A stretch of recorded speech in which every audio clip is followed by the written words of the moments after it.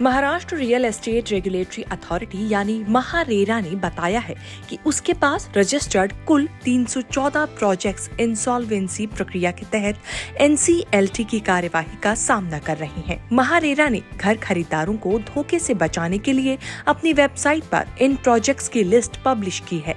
ये प्रोजेक्ट अलग अलग बैंकों, फाइनेंशियल इंस्टीट्यूशंस और रियल एस्टेट सेक्टर को लोन देने वाले दूसरे इंस्टीट्यूशंस का बकाया ना चुका पाने के बाद दिवालियापन की कार्यवाही से गुजर रहे हैं। इन 314 प्रोजेक्ट्स में काफी बड़ी रकम इन्वेस्ट की जा चुकी है। इनमें से 56 प्रोजेक्ट्स चल रहे हैं जिनमें अपार्टमेंट का औसत रजिस्ट्रेशन 34% से ज्यादा है। इसी तरह बाकी 194 प्रोजेक्ट जिनकी समय सीमा खत्म हो गई है, उनमें एवरेज रजिस्ट्रेशन 61% से ज्यादा है। 64 प्रोजेक्ट्स पूरे हो चुके हैं जिनमें अपार्टमेंट के लिए रजिस्ट्रेशन रेट 84% है। महारेरा ने सभी रियल एस्टेट प्रोजेक्ट पर नजर रखने के लिए कई कदम उठाए हैं। इनमें न केवल डेवलपर्स से मिली जानकारी को वेरीफाई किया जाता है, बल्कि दूसरे सोर्सेस के माध्यम से प्रोजेक्ट की स्थिति की भी जानकारी ली जाती है।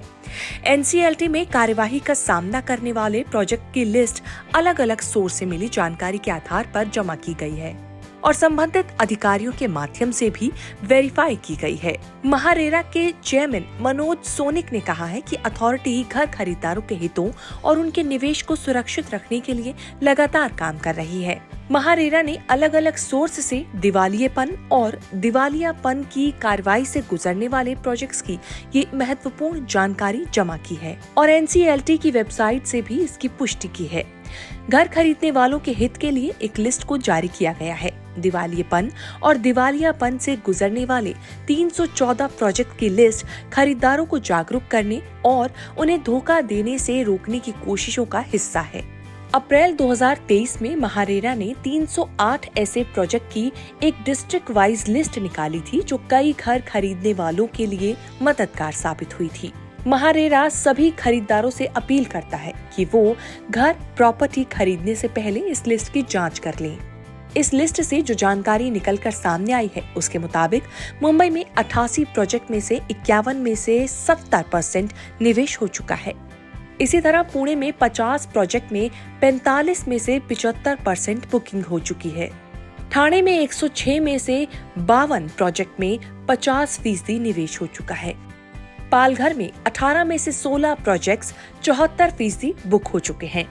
सोलापुर में सभी 5 प्रोजेक्ट्स में 87% निवेश है।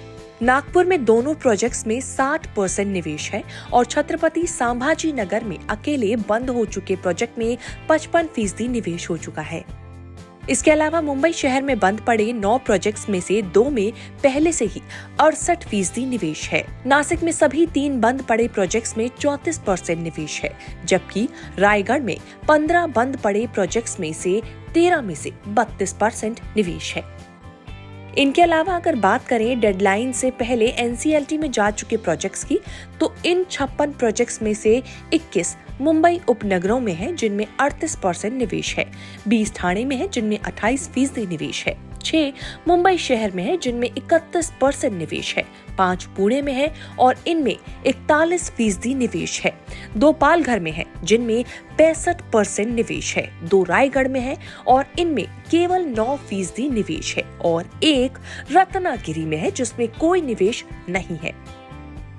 64 पूरे हो चुके प्रोजेक्ट्स में से 35 ठाणे में और 18 मुंबई उपनगरों में हैं। इसके अतिरिक्त हवेली क्षेत्र में 9 और पुणे में 2 प्रोजेक्ट्स हैं। ठाणे में रेजिडेंशियल प्रोजेक्ट्स के लिए किए गए रजिस्ट्रेशन का कुल प्रतिशत 91 है। मुंबई उपनगरों में 87% अपार्टमेंट्स रजिस्टर्ड हैं और पुणे में प्रोजेक्ट्स के मामले में ये प्रतिशत 96 है। औसतन सभी पूरे हो चुके प्रोजेक्ट्स में 84% अपार्टमेंट रजिस्टर्ड है। हालांकि ये साफ नहीं है कि दिवालियापन की कार्यवाही से गुजर रहे ये 314 प्रोजेक्ट्स अभी नई बुकिंग ले रहे हैं या नहीं। इसीलिए ट्रांसपेरेंसी और घर खरीदारों को धोखा दिए जाने से बचाने के लिए महारेरा ने लिस्ट जारी की है, क्योंकि उसका मानना है कि इससे लोगों को जागरूक करने और मार्गदर्शन करने में मदद मिलेगी।